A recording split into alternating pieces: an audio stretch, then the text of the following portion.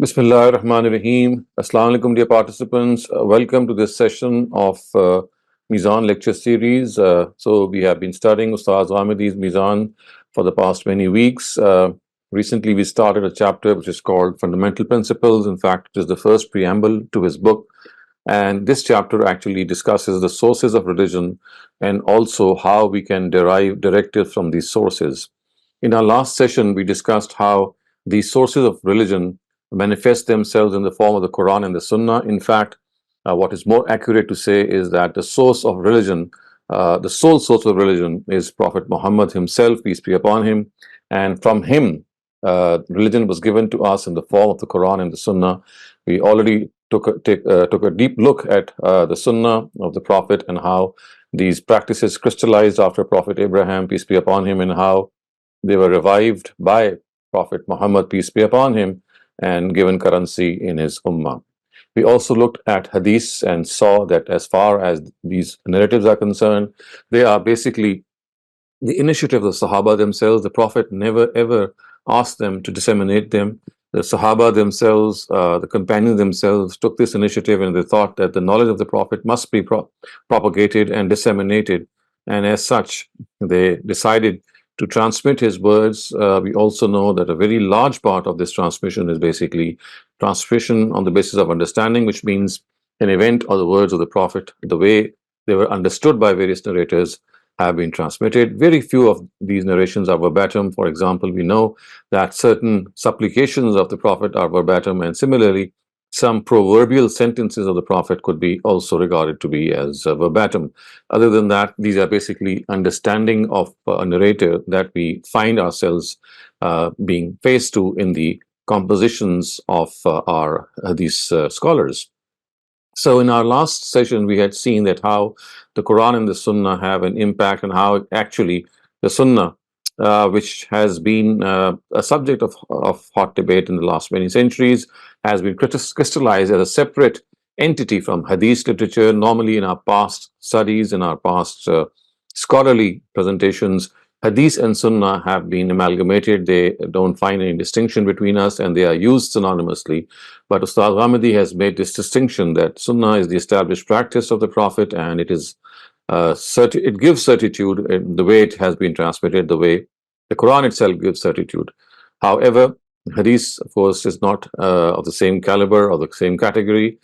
These are independent and individual narrations that have to be judged, that have to be gauged on the basis of isnad and also on the basis of their content. Today we're going to start off a subshoot of this whole understanding, and that is that if these are the sources of the Quran, of Islam, the Quran and the Sunnah, then how exactly do we derive directives from these sources? Of course, Quran and the Sunnah, they are the primary sources or the real sources. Hadith also, because of the fact that it is based on the Quran and Sunnah, and it also needs to be understood. So it also needs certain principles of understanding. So we'll take a look at all these three principles, principles of understanding the Quran or the Sunnah and the Hadith. But to start off, we'll look at the principles which Ustaz Ghamidi has coined in order to understand the Quran. So you can see that these are 10 in number and we will take them up one by one. So the first one of them is appreciation of classical Arabic. The second is eloquence of language. The third is uniqueness of style. The fourth is the final authority. All these, of course, pertaining to the Quran. The fifth is parallel verses and constructions. The sixth is the final book on religion. Seven is a chronicle of Muhammad's inzar. Eighth is the coherence in the discourse. Ninth is arrangement of the Quran. And the last and 10th principle is historical background. So we will take a look at all these 10 principles one by one and see that how they shape our understanding of the Quran and how it is essential for a student of the Quran to have a very deep grasp of these principles, these indicators. They are primarily pieces of guidance, or we can say they are benchmarks, they are lighthouses in their own selves, which guide a student of the Quran as he navigates through the text of the Quran. So let's start off with the very first principle, which is appreciation of classical Arabic. So what has to be understood is that the Quran has been revealed in the classical Arabic spoken in Mecca. It was spoken in the age of Jahiliyyah by the tribe of Quraysh. And no doubt the Almighty has endowed it with inimitable eloquence and articulacy in the Quran, yet As far as its substance is concerned, it is no different from the one spoken by the Messenger of God, and which in those times was the tongue of the people of Mecca. So the Quran has recorded these words. فَإِنَّمَا يَسَّرْنَاهُ بِلِسَانِكَ لِتُبَشِّرَ بِهِ الْمُتَّقِينَ وَتُنْزِرَ بِهِ قَوْمَ اللُّدَّ. Thus, O Prophet, we have made this Quran very easy and apt in your tongue, so that through it you may proclaim glad tidings to those who fear God and fully warn these stubborn people through it. Uh, Thus, a correct understanding of this book, it's absolutely essential, is dependent on the correct knowledge and true appreciation of this language. So remember, the Quran is couched in classical Arabic idiom, and one has to have a very deep grasp of this idiom. It is essential that a person who wants to reflect on the Quran and attempt to interpret and explain it should be a very competent scholar of this language. He has to be a very, very adept scholar of this language. He should also be adept in appreciating its styles and linguistic features, so that at least the language is not an impediment to him in understanding the Quran.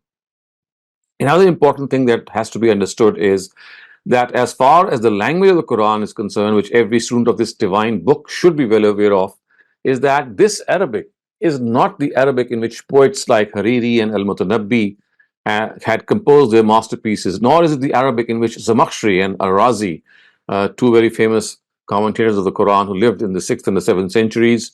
Hariri, of course, lived in the 6th century, and Mutanabbi lived in the 4th century.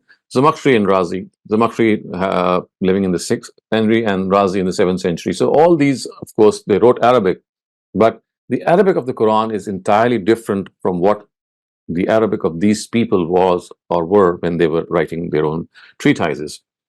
Also, it must be kept in mind that the newspapers which are currently published in Arab countries is also not what reflects the Arabic of the Quran. It is the prose and poetry of the literati which is written today that also does not reflect the. Assalamu alaikum, everyone. There are some technical issues currently going on right now, but inshallah they'll be resolved really quickly. So Dr. Saleem should be back really soon. Just change the. So our first question asks, Salam Sheikh, I need your counseling with regards to gender interaction. Earlier, I have had healthy and respectful interactions with family and friends. As soon as I have been exposed to diverse opinions, like default is to avoid gaze, avoid listening to polite or joyful voice of females because a man is always sexually active, and few narrations like women is a trail. By these references, some opinions made me hypersensitive and self-doubting. I often experience granule response worsely and OCD because of fear. Please guide me textually and psychologically to come out of this notion that every emotion is only driven by lust towards the opposite gender. Yes, unfortunately, this is a very, very incorrect picture of what the Quran has asked us. It's based primarily, I don't know how they've come to this conclusion. The Quran does not at all address this issue that it's because of the lust of the opposite gender that you're required to maintain a certain decorum. On the very contrary, the Quran says the opposite. It says that in order to purify your own selves, in order to become a pure individual in your own hearts, there are certain etiquette and mannerisms that you have to follow. Both men and women, they have to follow certain etiquette, a certain decorum when they interact with one another. And the reason for maintaining this decorum is not that if they don't do so, then the opposite gender would lust for them, or they'll have feelings of sexual nature arise. That's not what the Quran has said at all. At all such instances, the words used by the Quran are zalika azka lakum, which means that if you do so, it will be good for your own purification. It will be good for your own personal inner cleansing. So the person who is asking should rest assured he or she should not fret in any way if he or she is observing a certain etiquette. It's primarily for a person's own self. And this is something that they have to understand at all costs. So I think that as far as the Quran is concerned, it's just an erroneous interpretation that has led people to such extremes, and I'm so sorry to hear that such is the nature of this misunderstanding, that it has gone as far as to produce OCD and some psychological problems. And I would not blame the person at all. I think it's basically a wrong presentation on the part of religious scholars, which I do apologize on whose behalf. And I think that all that the person needs to concentrate is that these norms are, I mean, just two of these norms need to be discussed. As far as men and women are concerned, they are common. So one of them is that you have to restrain your gaze from lusting after the opposite gender, which means that just don't look at the opposite gender in a way that might arouse you yourself, which means that you just look at them in a normal way. And the second norm, which is again advised to both genders, is that they must wear a decent dress which does not display their contours of their body, their physical shape of the body. The third directive is given to women, which is that if they have worn jewelry on places other than their faces, their hands, and their feet, then that limb must be covered. If there's no jewelry worn in any of these places, which are exceptional to these places, then they don't need to cover those. So if they're wearing some makeup or jewelry on their face or their hands and their feet, that is absolutely fine, because these are limbs that are normally kept bare. Only limbs which are not kept bare, like for example your hair or maybe other parts of the body, if you have embellished them, then they need to be covered. So this is a very simple decorum that the Quran has described, and unfortunately we made a mess out of it, and because of this we have produced such psychological ailments in people. Thank you very much, Dr. Saleem. Ammar, please go ahead. Assalamu alaikum, Dr. Sahab. Dr. Sahab, my question is, Dr. Sahab, this thing about whether sort of this discussion between qadar or destiny and between free will, it has been discussed by you and Ghamidi Sahab many times, and during these discussions again and again it has been said that basically God does not make a decision or treat a person in present time based on his knowledge about what the person is going to be like in the future. Like if the person is going to be a bad person in the future, God does not treat that person negatively or in a bad way in the present time, and that person still has free will in the present time to change his path or not go down the wrong path. And this is what I have understood, from your talks about this subject, and also Ghamidi Saab's talks about this subject. But Dr. Saab, my question is, or my confusion in my mind is that when we look at Surah Kahf and the incident detailed in Surah Kahf regarding Hazrat Musa and Hazrat Khizr, in that story, with every incident, God is basically giving us an example of how, based on his knowledge about the future and how things are going to turn out in the future, he is interfering in people's lives, so much so that one boy who is of a very young age is also killed because he's going to be a bad person in the future. And so this creates a big confusion in my mind, in the sense that it seems like God is sometimes choosing to interfere based on his knowledge about the future in people's lives, and sometimes, or most of the times, he refrains and lets people exercise their free will. So what is the reality of this, sir? This is my question. So yes, this is a very important part of philosophical understanding of religion, because free will, which is of course confused with determinism and fatalism, is thought to be in conflict. However, if you look at this incident, these are basically three happenings which took place between Moses and Khizr alayhi salam in that journey. None of these happenings is something in which the Almighty is interfering to the extent that he is fixing their destiny. I mean, it's like every one of us has got to die. Every one of us has a certain lifespan. Similarly, there are incidents which occur in our lives. So these are things that are beyond our own control. So, I mean, things which are beyond our own control are governed by external circumstances, in which God also interferes, and in which he creates things and events which interfere with our plans. So that's like a overall I mean, it's like an overall planning of the Almighty Himself. It does not mean that we are supposed to be part of that by actually being pushed to do something. So you see, it's not that we are in any of these incidents. If you look at any of these incidents, it's not that the person is being forced to do something. It's basically externally the events are created in such a way that they do interfere with some part of his life. For example, early death can come to him. For example, some damage can come to his assets, as was the case with the ship being damaged. Similarly, it is always possible that some treasure that was being hidden for some reason is something which is protected by the Almighty. So these are things external to our own willful behavior. It's like things which God has planned for us regarding our future undertakings. So when we speak of fatalism and determinism, it actually means that our actions are driven by the Almighty, which is not.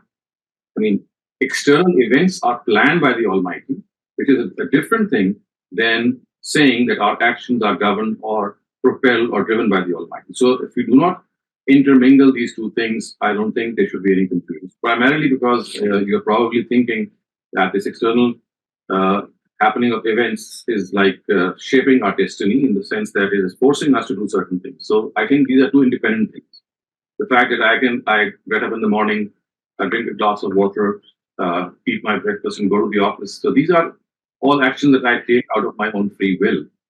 But for example, when I go out to my office and if my car meets an accident, that is something which is beyond my authority, maybe, or beyond my will. Because if some other car is going to bump into my car, then that is something which is not my part of any expression of my freedom.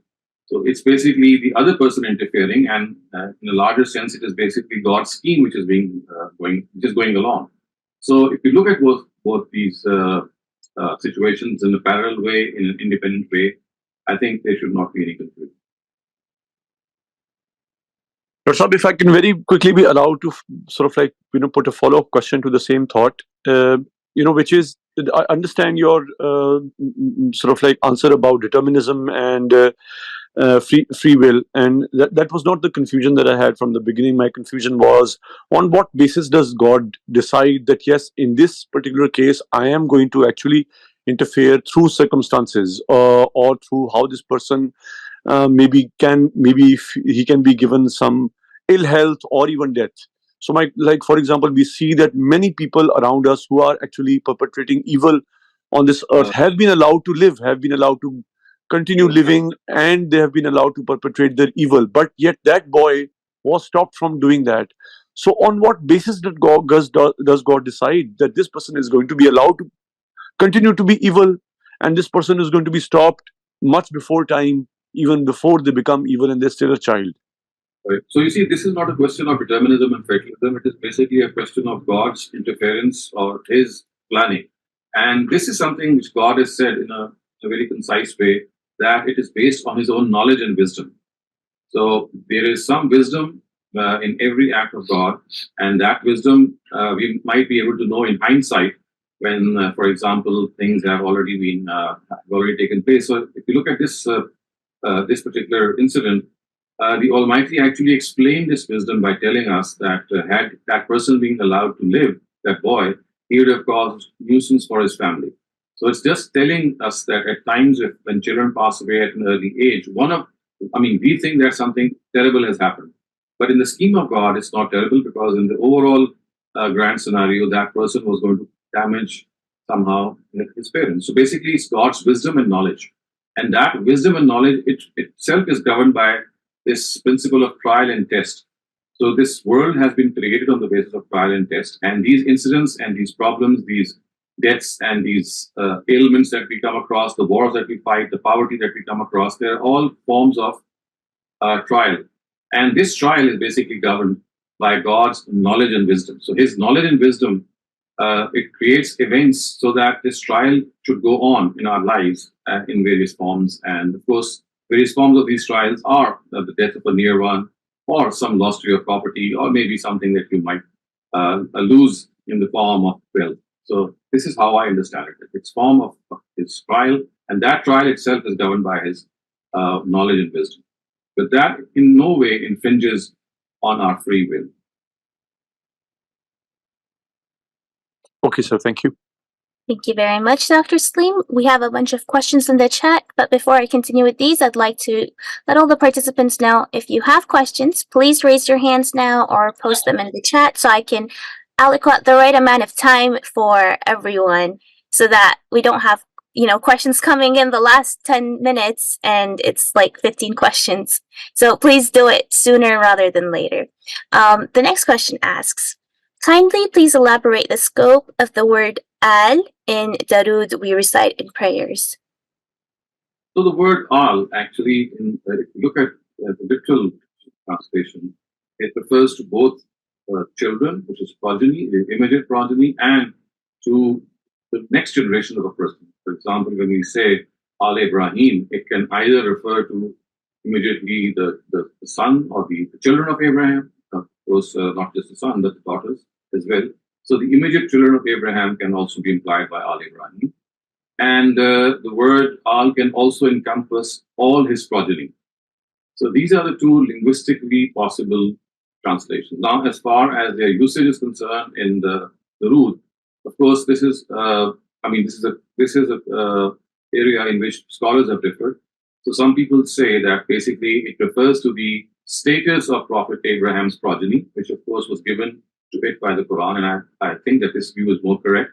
When we say Al Ibrahim, it refers to all the progeny of Abraham, because we know that the progeny of Abraham, first the Israelites and then the Ishmaelites, they were given the status of the witnesses of God's religion to the rest of mankind. And as such, they were given this status. As such, they were invested with this status. And this is a coveted status.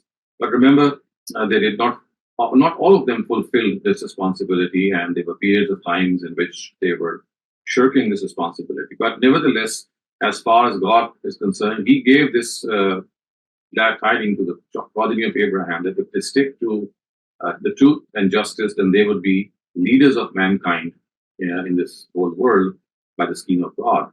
So I think in the Durood, when we say Allahumma barik kama barakta ala Ibrahima wa ala ali Ibrahim, it actually refers to the progeny of Abraham. And when we talk about Prophet Muhammad and Allah Muhammad, so again, it has to be the context that decides. So if there is a particular context to refer to his immediate progeny, which is of course daughters and his sons who passed away, then that would be the case. Otherwise, of course, it will extend to his children also. But in most cases, you'll find the word Allah Muhammad referring to his immediate family. Thank you very much, Dr. Saleem. The next question asks, if lowering the gaze is general for all women, then why did Hazrat Umar did not allow slave women to wear as free women during the Prophet's time? Also, after the post-prophetic era, why were slave women sold in poor conditions and free men were allowed to gaze at them?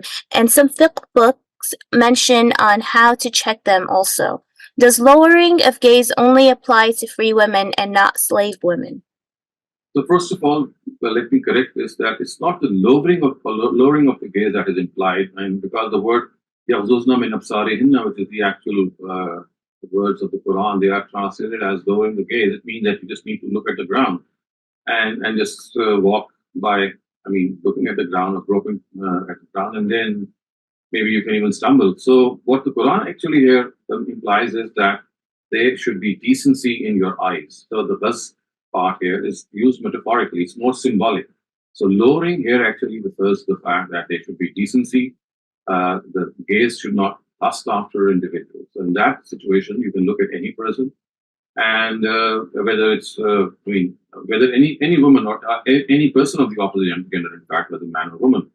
However, as far as the directives which relate to slave girls are concerned, so remember they are more related to a cultural setting of those times. Slavery was to be abolished, and because it was to be abolished, most of the directives which relate to slave women were not tampered with. Like for example, their dressing or the way you would look at them, because they had to go away in any case, because slavery was going to end in any case. So instead of reforming some of the outer directives, slavery was thought to be uprooted from its basis. So that is why, in my personal understanding, the institution itself was outlawed, and the way it was done was in a gradual way. And I think we have discussed this a number of times in some lectures, maybe even refer some of them, that slavery was abolished. It was just that new slaves were never allowed to be made because the source of those slaves were battles. And right at the first battle, which is the Battle of Badr, right after that, it was said that you cannot enslave any prisoner of war. So all that the people were left with were old prisoners or old slaves, and for them, a gradual eradication scheme was given. And right near the end of the Prophet's ministry, we know that in Surah Nur, it was said that you must liberate all slaves who would like themselves to be liberated as long as they could guarantee that they will not become a nuisance in the society. After that, only those slaves were left in houses of people who for themselves wanted to stay there because for generations they were living with the family and they wanted to live with that family. So this is what the Quran has said. But unfortunately, as the question has asked, that this practice did continue unabated later on as well. As far as the time of the Prophet is concerned, we find that none of these things took place. But later on, it does seem that this directive of the Quran was subject to a lot of discussion and debate and misinterpretation. And because of, I've already referred to these two verses in Surah Mu'minun and Surah Ma'arij, which actually say that you can have sexual relations with your wives and your slave women. People thought that these are verses that are giving us an eternal permission to have intimacy with them. Whereas we have discussed them that these two verses just related to that transient and temporary period in which slavery was gradually eradicated. And because it was gradually eradicated in that gradual or in that interim period, the way things were, the way things stood, it was allowed that they happen the way they used to happen, including intimacy, including how to stare at these women, including what they should wear. Because, as I said, at the end of the day, the whole institution was supposed to have been abolished. Thank you very much, Dr. Saleem. I've posted the link to your eradication of slavery in the chat for those interested in checking that out. The next question asks about ghibat or backbiting. What if someone has wronged you and abused you? Is it considered ghibat to talk to somebody or someone about how badly you were treated?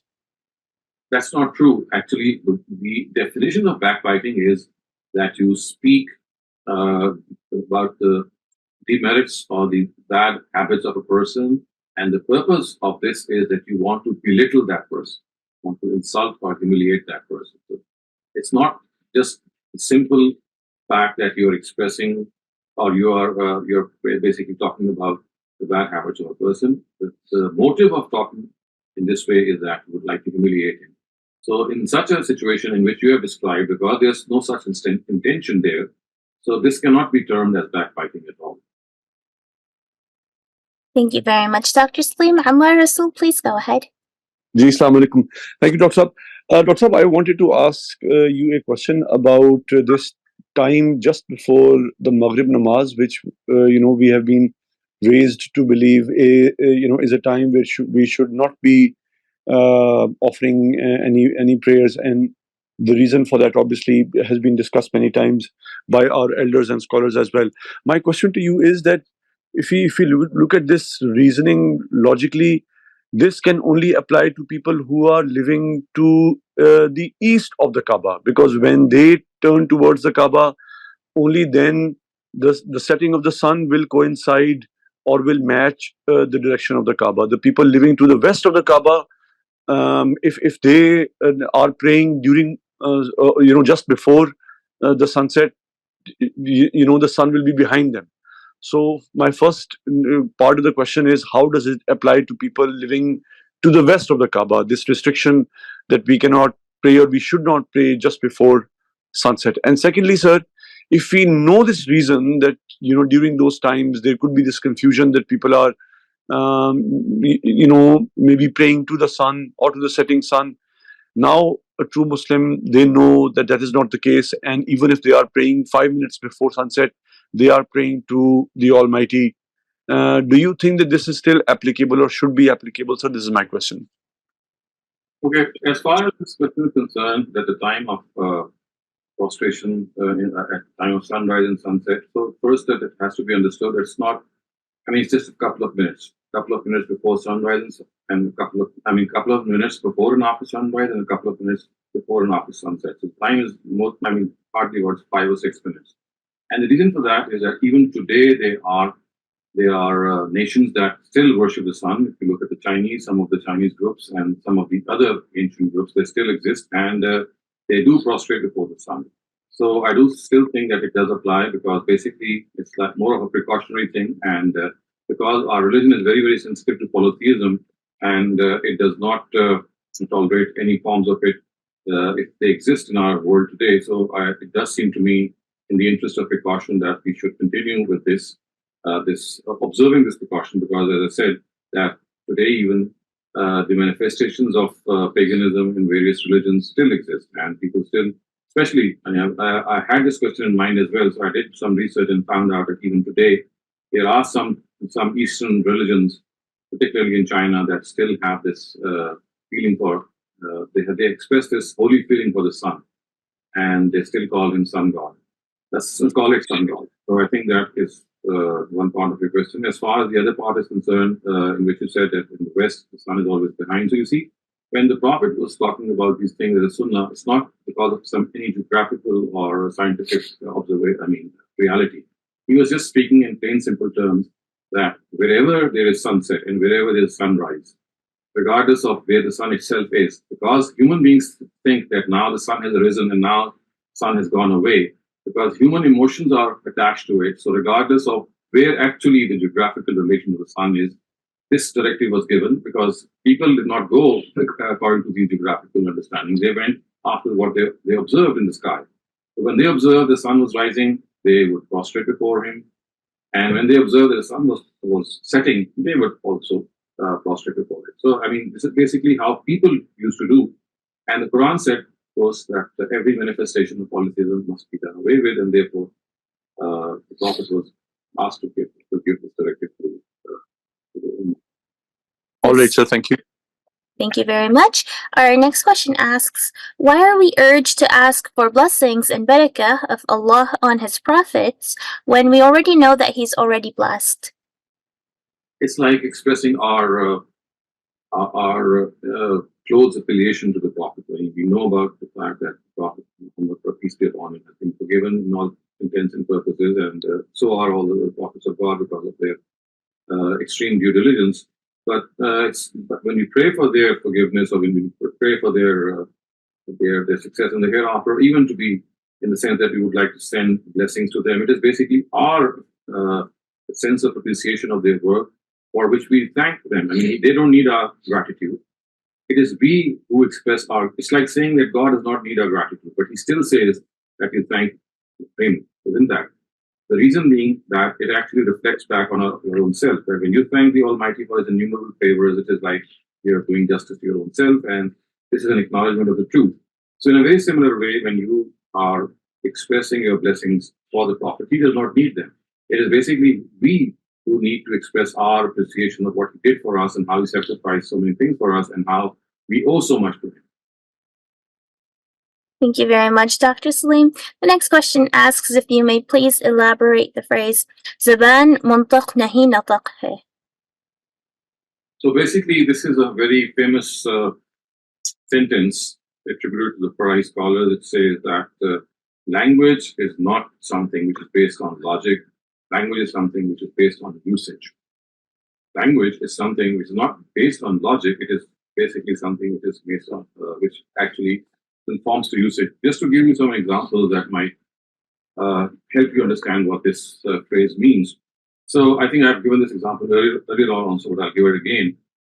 For example, if I say that I meet you every day of the month, and I say that we meet every day, and as let's say we are class fellows, and I tell my class fellow that, well, look, you should have confided this problem with me. After all, don't we meet every day? So the word every day now is used according to the usage, which means that even if you meet five times a week, even then it would be correct to say that we meet every day, although we've not met for 2 days. I mean, we just met for 5 days. So language is not logic. it is not governed by logic, because if it goes by logic, you would say immediately that, well, you said that we met every day, whereas the fact is that we just met for 5 days or maybe 20 days of the month, and you say that we have met every day. So it speaks more in general terms. So this is how, I mean, this is a very simple example, just to give you this idea that things don't work in language the way they work in logic. Another example, maybe that could also illustrate the point, is that the Quran says, "Min kulli shay'in khalaqna zawjayn," which means that we have made every single thing as pair. Again, it doesn't mean that it means every single thing per se. It means that predominantly God has created a lot of things in pairs. Even in the Quran, if you look at the fact that the Quran has said that every surah occurs in pairs, but if you look, we find that there are 5 or 6 surahs which are an exception to this rule, and they don't actually conform and become pair to any other surah. So would that mean that the Quranic verse which says that we have made this Quran in which surahs occur in pairs to be a false statement? No, of course, because the way it is used here is in the form of usage and language, in which when you talk about certain thing in the language, if the dominant part can be thought to exist, then you can say it very comfortably that yes, everything has been made in such a way. So, in short, what you can say is that the way you speak your own language, it could not just, I mean, it's not just the Arabic language, it goes with every single language. The linguistic style is always predominant. It actually encompasses styles that you are not in any way making them count in logical terms as 1, 2, 3, 4. So that is what this phrase means, that Zaban nutq hai mantiq. Zaban is basically something which consists of usage and not of logic. Thank you very much, Dr. Saleem. Ammar Rasul, please go ahead. Thank you very much. Dr. I had this question. I have asked you about the liberation of Algeria from the colonialism of France before as well, and about the moral questions that it raises, that these people indulged in, the freedom fighters, they indulged in guerrilla warfare, and what that meant is that obviously they were bombing civilian populated areas, and eventually, they won their freedom. And your point of view obviously was, from a moral point of view, very, very clear that this is something that is not allowed in Islam, and that is understandable. And religion's directive in this matter is that it is much better for people to live under occupation and in slavery rather than winning their liberation through such means. This is what I understood from what your answer was about this moral conundrum at a previous stage. So my follow-up question to this is, how can something good be achieved out of an evil act? Like, for example, these people who fought for the liberation and did a great sin and broke the rules of God, that has now resulted in millions and millions of people living peacefully, in a free society where they can follow their religion freely and live their lives freely without occupation or without subjugation of a colonial power. Is it possible that balanced free society can be achieved through such evil acts where the rules of God are being broken? Thank you very much, sir. Yes, it is very much possible, and we have witnessed this at a number of instances in this world, and this is what we call the Robin Hood phenomenon. So remember what Robin Hood did? He used to plunder the rich people, and he would give the money from the rich to the poor people, and as such, a lot of prosperity resulted. So remember, there were very few people who were rich, so what he would do is he would plunder those rich people, would loot their wealth, and then have them distributed among the poor people. So, there are several other examples that have been given in some wars that were fought in the past, and some actions that were taken by the government, and the way that were taken were absolutely illegal. But they resulted, for example, there has been instances in which power was actually confiscated from democratic governments in an illegal way, and the resulting, political setup of an armed rule actually made the country prosper. So you see, Islam does not recognize any Robin Hood principle. It says to achieve something good, the methodology of achieving that must be good as well. if you achieve something good out of that, I mean, you might be able to do that, but then it will cause a lot of disruption in other areas and more so, of course, in your life in the hereafter, because the manner in which you have done something is against the law, and it has broken several other moral principles. So if you achieve something good out of a bad act, it has no value before God. Another example that comes to my mind, if you look at the Quran, is how liquor and gambling have been discussed in Surah Baqarah. So remember, liquor and gambling, about them, the Arabs used to use them for a very positive way. So they would drink a lot of wine, and then in this inebriation, they would slaughter a lot of animals, in particular camels. And then they would gamble on the meat of the camel. And each gambler, when he would win a portion of meat, he would not keep that meat to himself. He would keep that meat that he would have won in gambling. He would distribute it among the poor people who would have gathered at that time when these gambling gatherings would take place. And the Quran said, "Ismuhuma akbaru min nafihima," meaning that the evil of this is much greater than the benefit that you think it is giving. So what we have to understand is that the way you achieve something has to be equally good. And the word good actually does not merely refer to the outcome, it refers to the way that you do that as well. Thank you very much, Dr. Saleem. Our next question comes from Salman Aziz. Please go ahead. There was a saying by Ustad Javed Ghamidi, and it was regarding the language generally and probably language of Quran also, कि ज़बान जो है वो मंतक नहीं है बल्कि नुत्क है. Would you could please let me understand this thing? So I just answered the question by saying that the very question he has asked was answered by me 5 minutes ago. Whether he was asking about the same question, that language is nutq and not mantiq. I think that I just replied to it about 5 minutes ago, and maybe his earphone or maybe whatever listening device is there for him was not working. Yeah, I would recommend him to listen back to the recording of this session, which will be posted on YouTube. And of course, the link to that will be also shared on the WhatsApp groups. So please watch out for those. They'll be out in a couple of days, inshallah.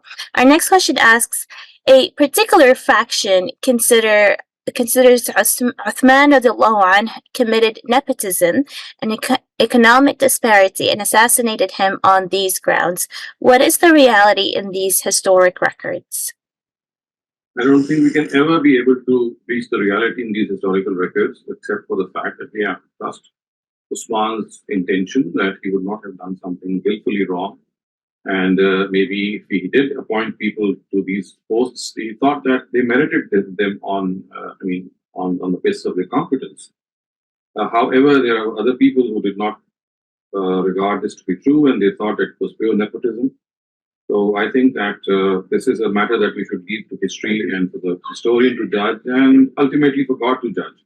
But as far as I think that all people, especially the caliphs, they were very, very purely, they had pure intention, they were sincere, and in spite of sincerity, the other option or the other outcome can also not be ruled out, that maybe they did make a mistake, but they were sincere. They tried their best, but ultimately what they thought was correct, it did not turn out to be correct. So maybe Usman did think that he was appointing someone on merit, but maybe it was his wrong decision, because after all, he was a human being. So remember, it's not how you take, the decision itself is concerned. It's basically how you take that decision. If you take a decision in all fairness, in honesty and sincerity, then that is what counts before God, even if it is a wrong decision. So I leave this matter to God, and I think that this is a matter in which maybe we can never be able to reach the truth, because there's so much on both sides. All that we can say, or I can perhaps say safely, is that looking at his own character, he would not have done something wrong intentionally. Maybe he was, maybe he did a mistake, maybe, but then it was an unintentional mistake. Thank you very much, Dr. Saleem. That was it for all the questions so far. We have another 4 minutes. So, okay, last question, Ammar Rasul, and then we'll end the session, inshallah. Dr. Sab, my last question, is not so much about the Quran, but about an incident which has troubled me for a really long time. This is the incident where near the Prophet's death, he wanted to leave some. He's supposed to have asked for a pen and paper, although that is also strange because we are told that the Prophet was an unlettered person. He could not read or write.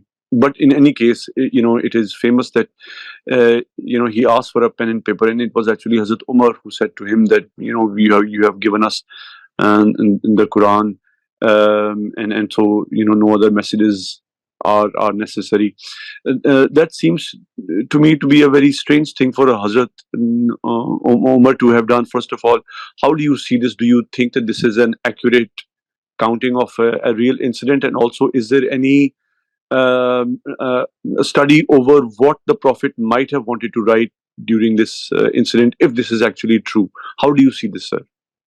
Well, a number of studies have been conducted on this incident. You might just type it in Google and you'll find that this incident has been critically analyzed. And I don't think it is tenable at all that it happened. It seems that the narrators have mixed up things. And because of this mixing up, it probably seems that it happened in the way they have been reported by. But you'll see how the isnad of this incident as well as the chain of narration have been criticized by scholars. And I do believe that this incident is not correctly reported. Rasul, do you have any follow-up? No, I mean, if Dr. Saab has an opinion that this incident is not accurate and it never happened, then obviously there are no more questions that can be asked regarding this. All right. Thank you so much. Thank you very much, Dr. Saleem. I know we didn't have our Meezan, the usual Meezan lecture series, but we got more out of it.